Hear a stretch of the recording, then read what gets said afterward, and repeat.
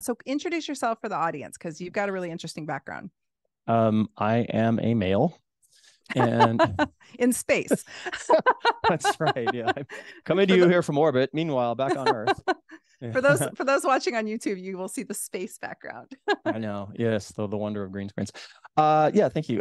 So I basically am a lifelong just fitness nerd, starting about when I was 5 with Jackal Lane, and just my whole life with fitness was kind of part of my life. And then I was just an early adopter for a lot of stuff, and I wound up. I was an athlete. I did track and field, and I along the way just kind of was a bodybuilding nerd, from the very beginning, like following Frank Zane from, the 70s and blah, blah, blah. And so I was just kind of an early adopter of a lot of things, going all the way back, some buzzwords to drop here. Like in the 80s, it was hot stuff, and it was it's cybergenics and Mensner's, stuff like heavy duty. And then 90s, it was, the Zone and Metrex and The just, Zone, yes. yeah. And then, gosh, late 90s, it was the Body for Life challenges. And then it was kind of everything whole, fresh, raw, and, all that. And so but my life was really spent mostly just as a consumer in the real world. So what happened to me was I had a period in the early 2000s where I got laid off from my .com job, and I started this just making websites for fitness stars, like really big fitness stars started making their websites.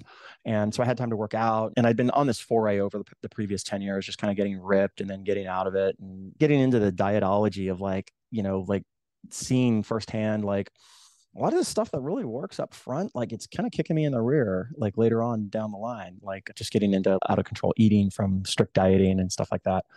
And long story short, I wound up going into the tech industry like 2003. And so a little dirty secret of today's health industry is a lot of the same people we were all in this really small circle, kind of all knew each other. And then we wound up here.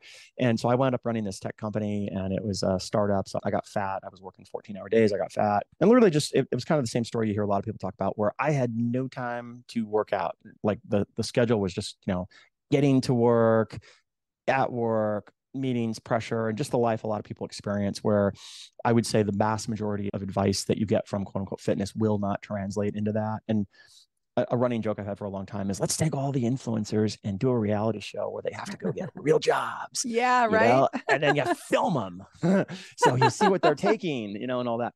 And so anyways, I came out of that. I was fat. And I was kind of like, I was really like in this place of, wow, I just spent 30 years doing all the stuff Arnold and Frank and all these guys told me to do, and I'm fat.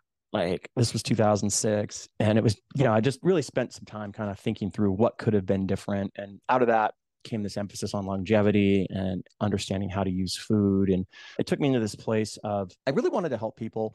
And I quickly found no one really cared. People just wanted to I just want to lose 10 pounds. I don't care about all your other stuff. So I created this software back in 2007. Took a couple of years to create it and launched it in 2008, 2009, and got kind of lucky. It was basically a nutrition software. And I took all this research that I had just been inundated with, put it into that, and the gut biome came out of that.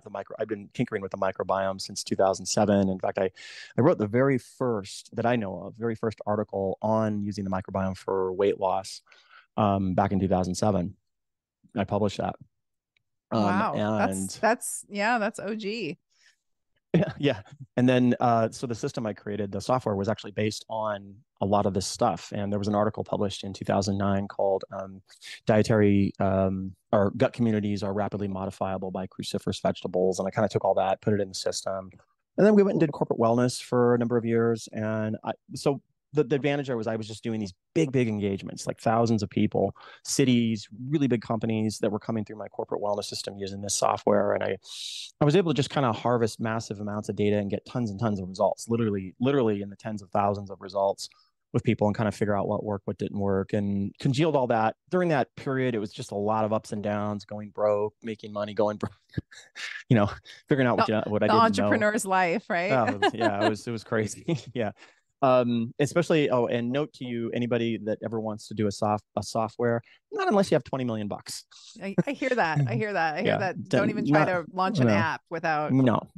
Just, and get 20 million bucks, because you're two engineers, two high-end engineers now are going to cost you $500,000 to $1 million a year for two people, Wow. and you're not going to get anywhere with that. You're going to need more. So, but anyways, all this led to, I did some consulting with Quest Nutrition at the time, and they were kind of on their peak rise. And the founder of Quest, Ron, the real founder of Quest, Ron Penna, he created kind of a roundtable of, just brought a bunch of smart people together. And this was about 2015, 2016, I decided to write what became the Immunity Code. That took 3 years. I wrote that. And then I went on Ben Greenfield's podcast, and it kind of just exploded. And basically, in the jet wash of that, a lot of the protocols that were introduced in that book just became mainstream. So there was no mouth taping prior to that book. Like, the Immunity Code is what launched mouth taping. It's what launched, doing the whole Wow. night. It didn't exist. You can go back to Mark Bell's show on 2018 when I introduced it on his show, and then trace it from there. And that's when it spread. And the whole thing with doing cold plunging and sprints and deadlifts, that all came from the Immunity Code. All the Akkermansia, Bifidobac, that all came from the Immunity Code. So the book's been, criticized for just stupid errors and stuff, but in terms of influence, it's probably one of the more influential books of the last, 5-10 years. And I wasn't going to do another book because it nearly took my soul doing that one. But one thing I did notice was, like, I thought I had just solved the problem of diet in that book. And I realized in hindsight, no, people are just totally confused. And there were major problems that I hadn't addressed. And so the impetus of the new book was really two things. It was to advance diet significantly forward.